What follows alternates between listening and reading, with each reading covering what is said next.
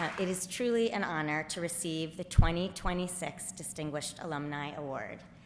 As I celebrate my 30th high school reunion, what has stayed with me the most are the values Shipley's educators and my parents instilled in me when I was a student here. Curiosity, courage, confidence, and a belief that every voice matters and that I could make a difference. Over the years, I've come to realize that those values tend to show up at important moments in your life. Sometimes that's when something doesn't quite feel fair, or when you're deciding whether to speak up or stay quiet. For me, over time, the sense that something wasn't quite fair led me toward a career at the intersection of law and education. And it even started when I participated in Shipley's Bryn Mawr tutoring program, working with young children who did not have access to quality education, while I had immense opportunity here at Shipley.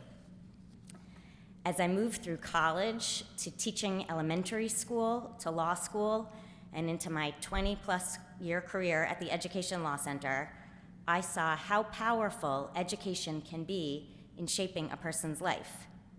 At the same time, I noticed that access to quality educational opportunities is not always equal.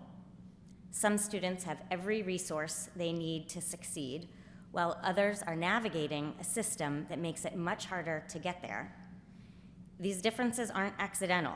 They come about from decisions our local, state, and federal leaders make about funding and prioritizing educational opportunity. Today, as the executive director of the Education Law Center of Pennsylvania, I spend much of my time trying to make these systems for students fairer. We focus on students often underserved, students in poverty, students of color, students with disabilities, multilingual learners, students in the juvenile justice and dependency systems, LGBTQ youth, students experiencing homelessness, and students at the intersection of these identities. Some of what I do is our legal work, such as a case that took nearly a decade to litigate and ultimately leading to a court ruling that education is a fundamental right and that the way Pennsylvania funds its schools is unconstitutional. But much of my work doesn't happen in the courtroom. Instead, it looks like sitting with families and hearing about the injustices their kids are experiencing in school and strategizing on how to find better outcomes. It looks like working alongside advocates and community members and lawmakers to push for reforms, like trying to get preschool suspensions banned. Fundamentally, my work is about helping to create environments where children can thrive. I had that environment here. Here, you find the encouragement to ask questions, to the space to explore ideas, take interesting classes from smart teachers, and the support to grow. These things matter in ways that aren't always clear in the moment, but become clearer over time. Standing here today, I feel an overwhelming sense of gratitude for the teachers who supported me. This is where I learned how to write, how to think, how to question. I am grateful for an educational experience that encouraged me to think carefully and to care deeply about the world around me.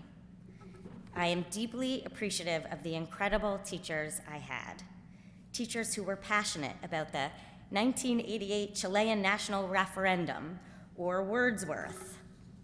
I had teachers who believed in me, who pushed me, who made me feel smart, and like I could achieve anything I wanted.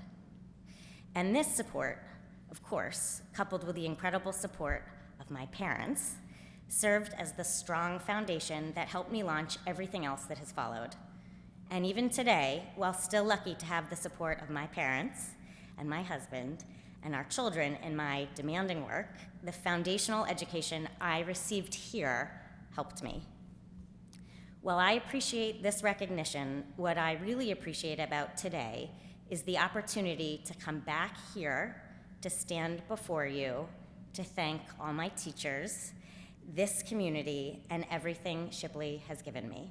Thank you.